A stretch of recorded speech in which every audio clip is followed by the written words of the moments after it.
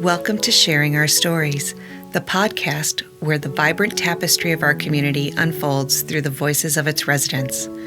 Brought to you by the Chilton Public Library, this series invites you to embark on a journey of discovery as we delve into the personal narratives, cherished memories, and unique experiences that make our town truly special.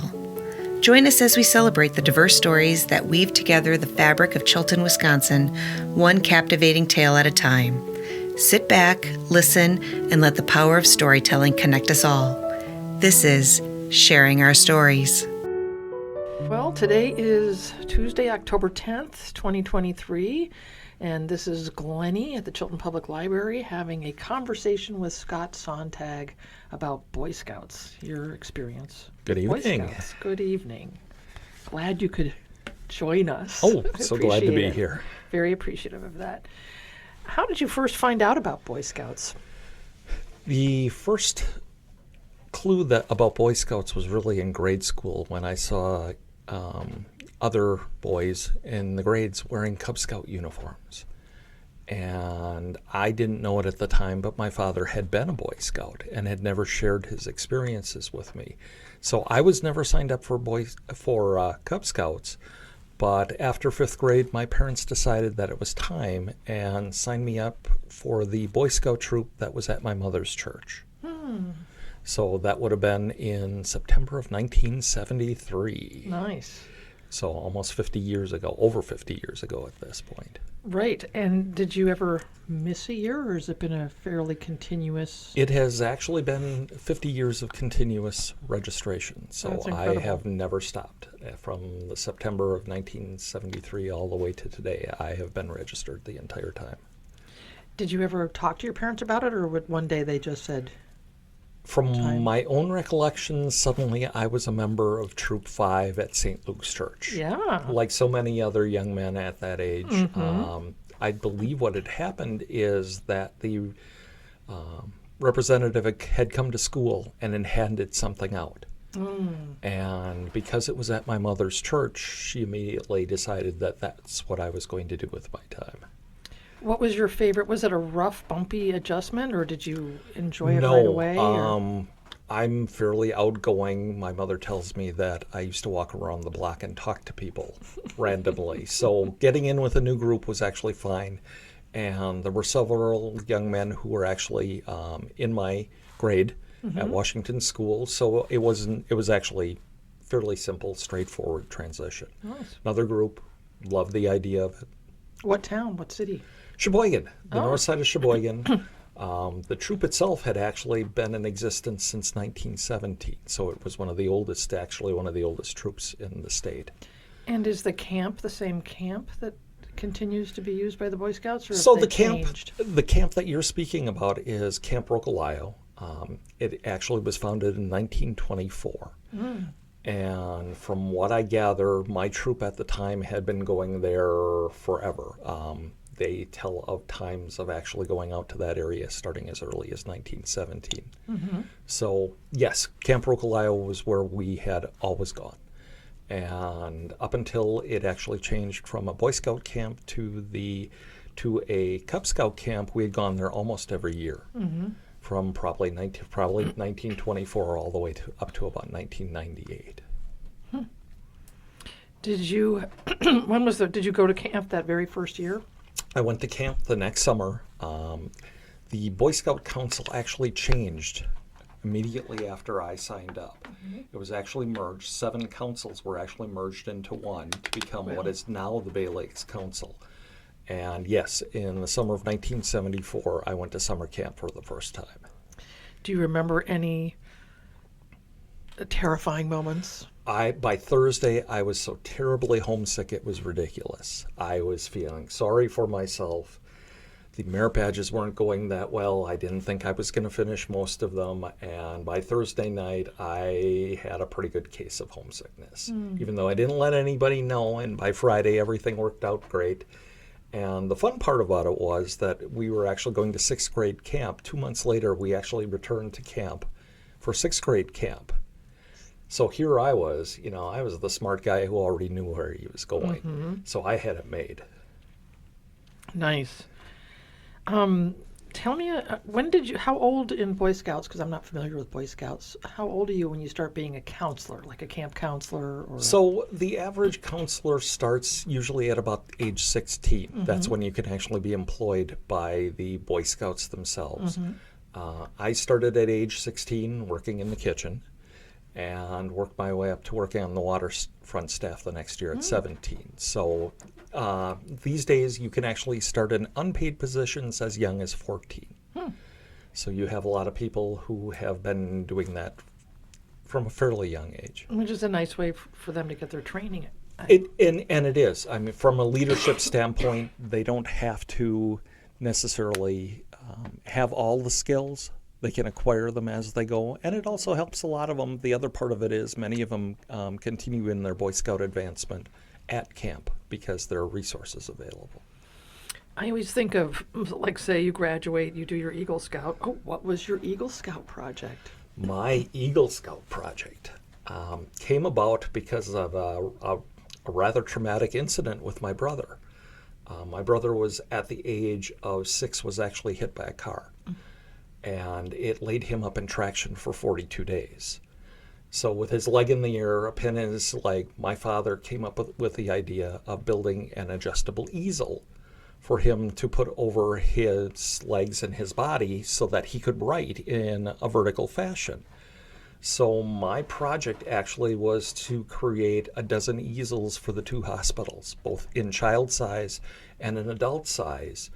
And they were adjustable easels that whoever was using them would actually put them over, and they could write and do whatever they wanted with a little tray on the bottom so that they could put all of their writing utensils on. Who designed this easel? My father actually did. He came up with the initial idea. We refined it a bit, and in the matter of about 3 weekends, we had built, painted, and actually put a really nice Boy Scout logo on them so everybody would know who they were from. What a great project. And from what I understand, they were in use as is for about 2 decades. Wow. They were still using them 20 years later. That's cool.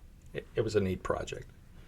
What is the most challenging moment you can you remember as a Boy Scout or as a leader?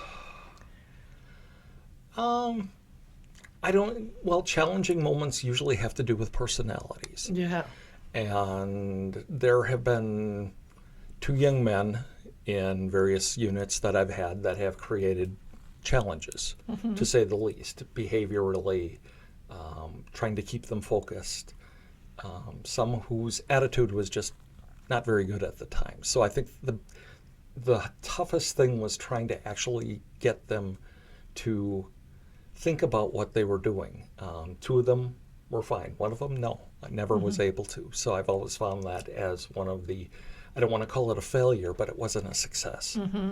So it was very difficult to watch somebody who just really did not get the idea of what you were saying, showed the scout sign, but just went through the motions because of the way his behavior was.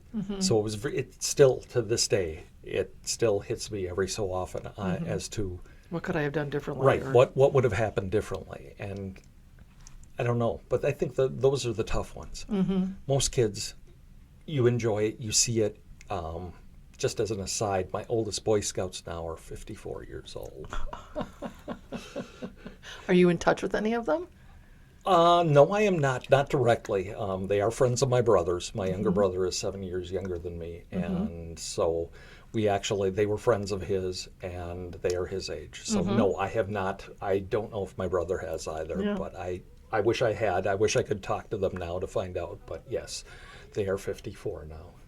So when you go to college, is there a gap between, say, your Eagle project and then post-college or having a family, or do you continue to be it really depends on how you. So I actually got my Eagle at a fairly young age. I was 15 at the time.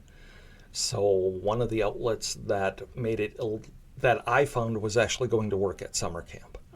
So my summers were filled really mostly with working at summer camp. The other thing that I had done was once I had turned 18, I had become an assistant scoutmaster for the troop, my former troop, and helped out. My father was the committee chairman. So I still helped out all the way through, really have never stopped, and actually worked at summer camp until I was 22 and filled various roles between them.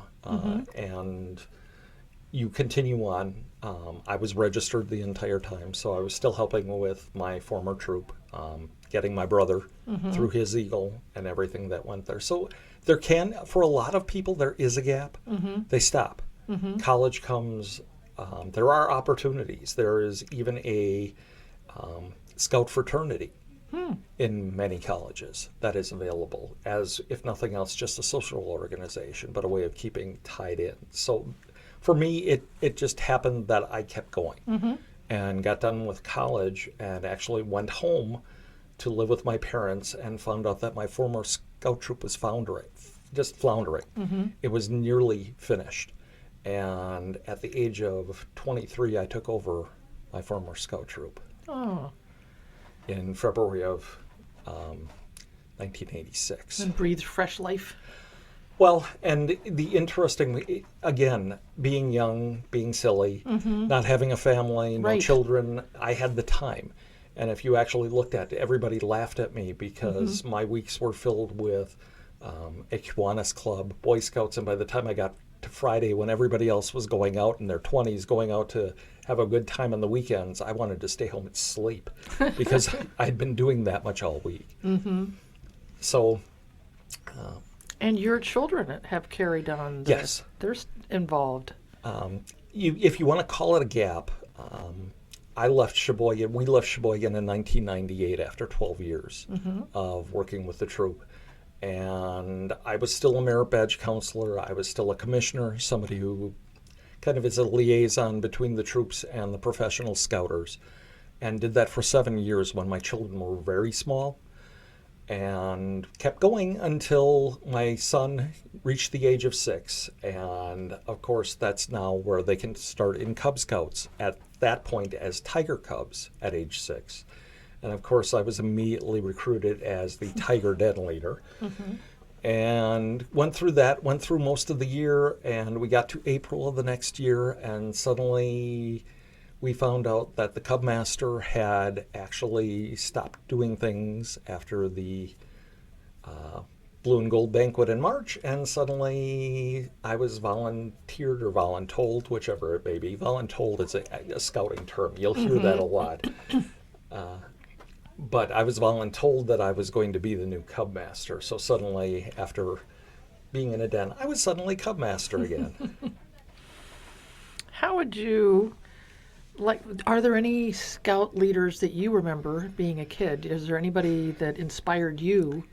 It was interesting to see because we had a couple, our first scoutmaster, very laid back, very kind of matter of fact, very knowledgeable, but had a very laid back opinion on everything. Our second scoutmaster, a little different, an Alabama transplant, very gung-ho, drove an old Army Jeep, but he, in some cases, I learned how you want to do it. We ran a very large troop, between 40 and 50 kids. That's big. So it was a very big troop. And from there, I learned how you want to actually organize your troop, how you want to lead it, how you let your boy leaders actually lead, which is very important within the organization. So I think they had the most influence. Other influences were actually gentlemen that I met at summer camp, originally from Illinois, actually taught out in Elkhart Lake as a elementary school reading teacher, went on to get his master's degree, but he was the camp director for a couple of years and just still one of my best friends. I look at this group of people who worked out at camp for the last time in 1984 got together again not more than 2 months ago. So that group is still here, and we still communicate regularly. So it is friends for life. So his influence was really very much quiet, determined, organized, and knew his people. How would you like the scouts that you have mentored to remember you? I think one of the things that I probably want to be remembered is that I was consistent in how I dealt with everyone. I was not afraid to talk all the time. I was interested. One of the young men, especially here, that had a little more troubling past, one of the things that hit me was that when he was talking about being in Scouts, one of the things that he said was, you cared whether I was there or not. And I think we were probably the only source in his life for that, is that we cared to see him and that we cared. And I think that's what I'd probably want to be remembered for more than anything else.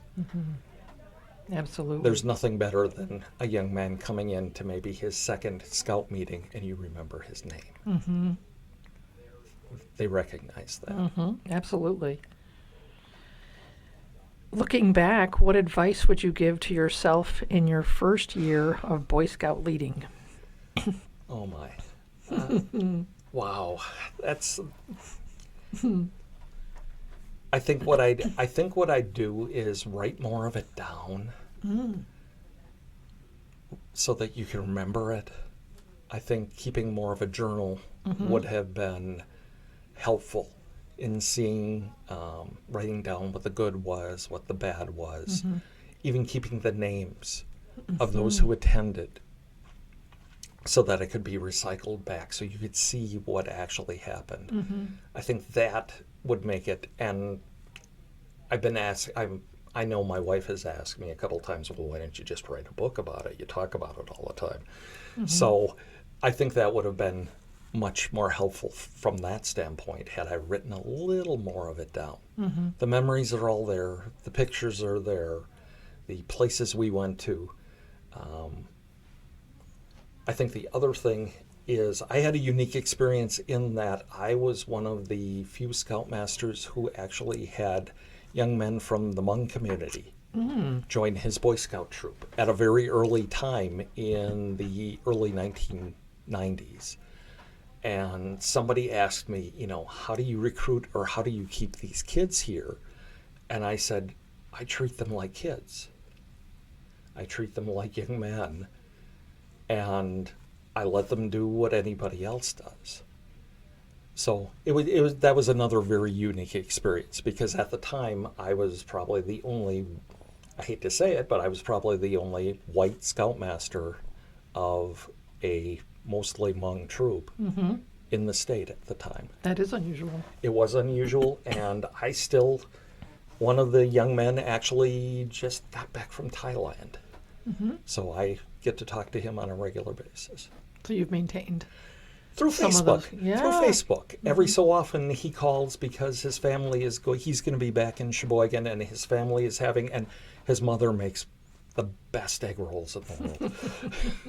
And that was one of the big advantages to it was the food was amazing.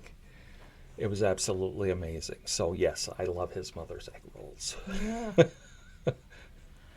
Well, thanks for giving us an idea of your experience with Boy Scouts. It sounds like it's been very rich and varied. It really has, and none of it is wasted time. It is the idea that it is one of the few organizations around that still maintains basically its same ethics, its same code, its same ideal. It hasn't changed.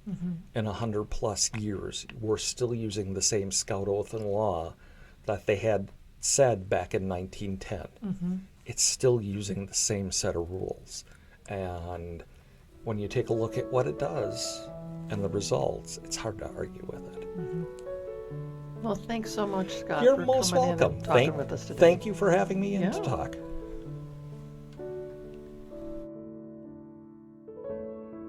As we bring this episode of Sharing Our Stories to a close, we want to express our gratitude to all the storytellers who generously shared a piece of their lives with us. Your stories have added depth and richness to the tapestry of our community, reminding us that every narrative, no matter how big or small, contributes to the beautiful mosaic of Chilton. If you have a story you'd like to share, or you've been inspired by today's episode, we encourage you to reach out. The Chilton Public Library is here to celebrate, preserve, and amplify the voices that make our town unique. Thank you for joining us on this storytelling journey. Until next time, keep listening, keep sharing, and keep the spirit of our community alive through the power of your stories. This was Sharing Our Stories.